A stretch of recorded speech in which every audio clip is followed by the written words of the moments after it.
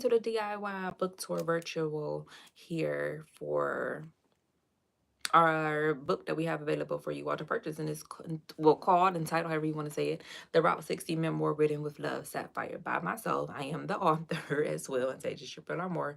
And so people are always kind of curious about a few things. Now, I'm going to use a segue into some content about the particular memoir, autobiography style that you all can go and do with those links. The links are available on our YouTube channel.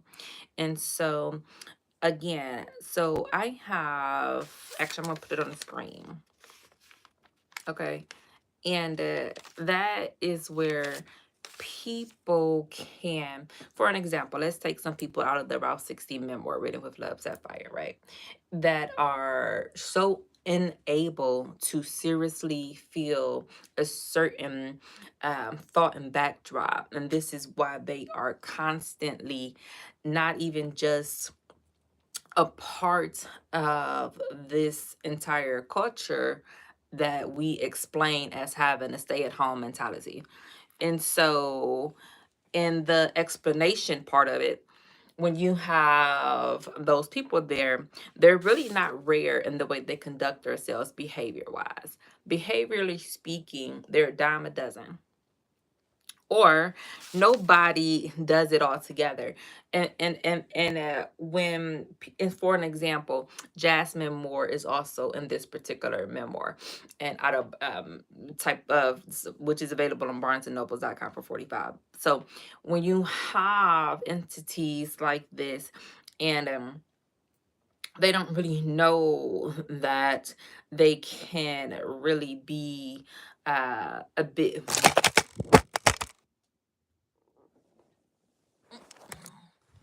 I apologize for that. A bit much, because they are, though. And why? Well, that's what we're gonna get into. Okay. And so again, when people are really trying you, because that's really what they do, they love to test your buttons. And but see, that's the pettiness that comes along. And Jasmine Moore did this so many times. There were so many instances where I'm like, well, okay, again, if you want to do all of these things, then what is the big deal? Why are you not able to really focus on the things that you want to do? And instead, we chasing, as we kind of sort of delve into whatever you want to say, however, which type of way, Ray Smalls can be another entity where we're constantly putting something somewhere else. Or, I mean, just overall, like, what is the purpose? Like, seriously, what could the purpose be? And so you got to really stop and think and ask yourselves these questions, because the rarity of behavior that people choose to not want to really see as who you truly are, because of people's, not their lack, but their will that is not inconducive to what it takes to sincerely love people. That is where they lose me every time at. uh if you need a roadmap, so to speak, okay? And Jasmine Moore is a very big entity in this entire autobiography memoir style and product, which is available on barnesandnobles.com for 45. And now, when we have those issues there, let's say for that particular example, and so you have those people, right, who just do not care. They loud, they got issues. Everybody always got something to say, but lo and behold, your issues is just as weird, Shantia. And so when you don't really choose to step into this fourth throw, into this entire entity, and take it and then hold it true to what it was that you have actually conducted yourself as, you lose every time. You lose all of your ground wave that you gain, all of the instances where everybody thought you was cool. You lose all of that. You lose your ability to travel, to ride around. And I'm so grateful for that. I'll be the first person to say, okay, yeah, I don't want to see you no more. So I'm glad that you gone. I'm glad that you died. I'm glad that you are being wherever you at, held captive. I'm glad. I'm happy, because you have caused nothing else besides stress. And that was your whole entire point. We have people here in Cleveland, Ohio, who terrorize the streets and their ATVs all day. They just just run around, act stupid, and this is what they do. But again, it's in a destructive manner.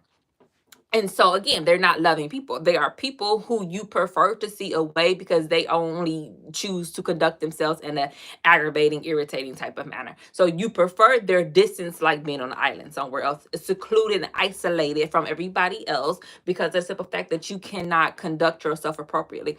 Jasmine Moore was not the most type of entity as where you can really be like a cute, cuddly type of kitten. Sometimes she was very difficult to deal with. As myself personally speaking, this particular memoir, I had a moment where we had gotten a call, and Jasmine was asking us for some kind of whatever, wherever at that point in time Jasmine had been at. So so in that particular point and moment in time, when I made a choice and decision myself, I said, okay, maybe I'll go down and I'll hang with Jasmine and Amber for a second, and we'll figure out whatever's supposed to take place from there. And so I get down there, and it's complete chaos. And so I don't stay long. I choose not to. I end up leaving. I end up catching a 10 down somewhere, and then a rapid, which I don't even think I paid for. That I may have just known that I had to pay for the 10, but necessarily that the rapid was it. I was able to kind of sort of just hop on and hopefully go head on, or however you want to say it. And so I ended up getting downtown, and once I was successfully downtown where I wanted to have been at, I had a moment where it's like, okay, I just got to find a place to stay until I can figure everything else out in the next few hours. And so what I did was I went to downtown is littered with hotels, so I went to the Renaissance in particular speaking, and the Renaissance is really nice, and I had only knew that because of our Brand Spaces owner's father, Ronnie Moore. And so when I went in there, I was like, oh, okay, well, I don't have our Brand Spaces daddy's ends, okay? So I was like, oh, okay, well, is it somewhere else that maybe was something else that was a suggestion? Yeah, DoubleTree. Okay, well, fine. How far is the walk from here? And so thankfully, your girl can go ahead on and move and do whatever else that I need to do. And so I get down that way a little, and then that's where I call it a night. And so when I'm down there and I'm doing my 1-2, and everything is going on, everybody's acting crazy.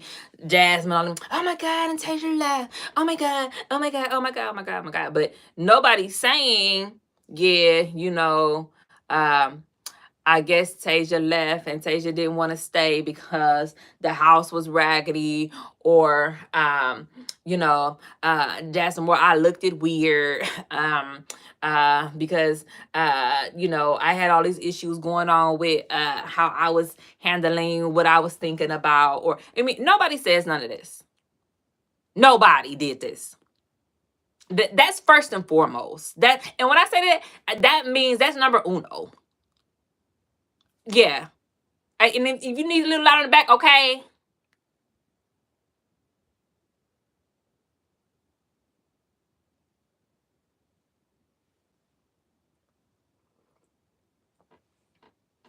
So no, I did not want to stay. And no, I did not stay.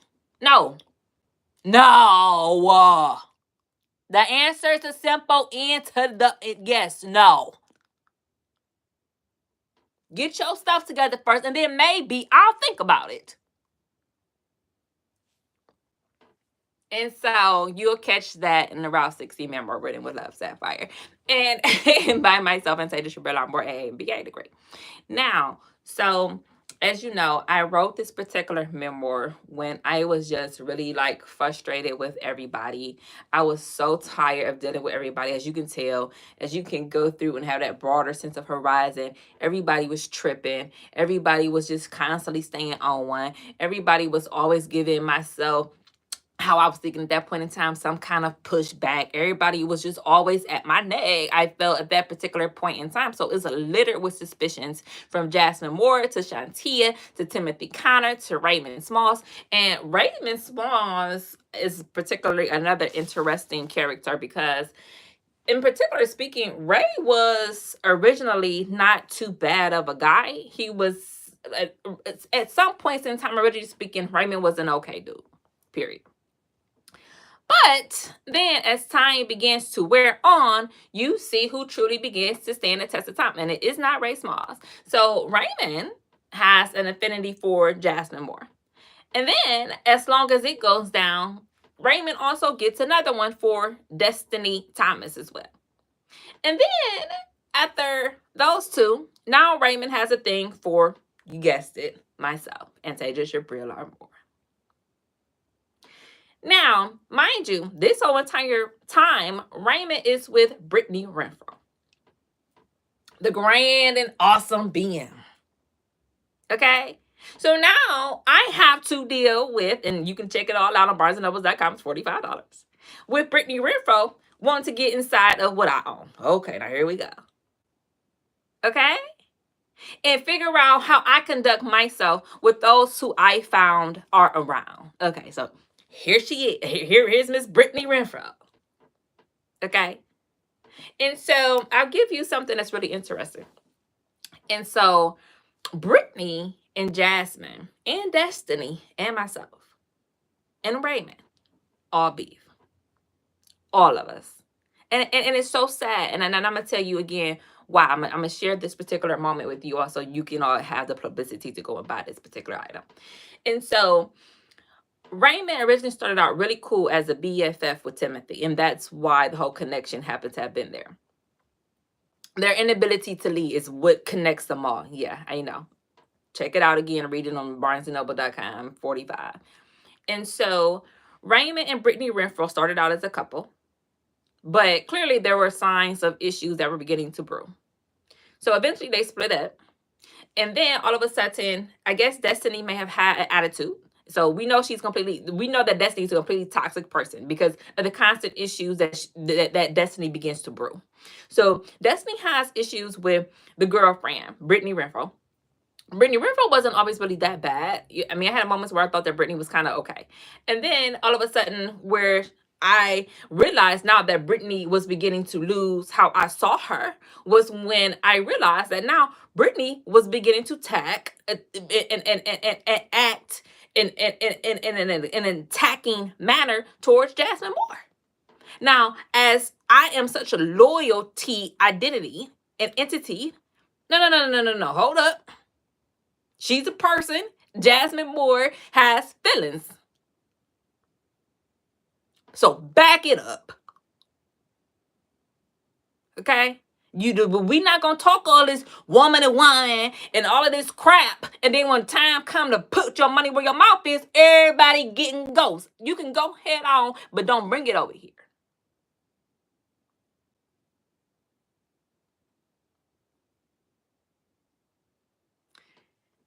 So again, that's where Brittany Renfro lost how I saw her. Simple. And so then I really start to catch an attitude with Raymond when he attacked myself and when he came at how I thought about things in a sexual way. Now all of a sudden he think Raymond is all of a sudden just so enthralled with one's beauty, okay? And so now I'm thinking like, okay, so Ray has now just gotten out of jail. And so I believe that Raymond had a charge for maybe drugs. Okay, whatever. Good riddance. High as a kite, stay to do the crap you do, I'm sure. Mr. Raymond. But again, you know, that's on Raymond to deal with. And that's why normally there is so many suspicions throughout this particular memoir. So check it out online on BarnesandNobles.com and it's $45. Please and thank you. And so last that I specifically heard throughout whatever my own suspicions were that I had at multiple of different instances clearly, but that Brittany Renfro wanted to reach out. And so I spoke, hey, hello, what's going on? How are you doing? Yes, what is it? Right? Because I know that normally you ain't calling for nothing. So what you want? And what it is that Brittany Renfro wanted was to hang out. I say, oh, okay. Well, what date and time? Okay, boom. Now I got a date and time. Okay. I get a text back. Oh yeah, I got something to do. I'm busy. Something about somebody's hair. Okay, that's cool. Guess what? Why was that cool? Because I wasn't coming that way. That was why. it's all good. So anyway, I'm going to keep it at 15. Check out the Route 16 Memoir Reading with Love. It is available today on BarnesandNobles.com. Enjoy your day.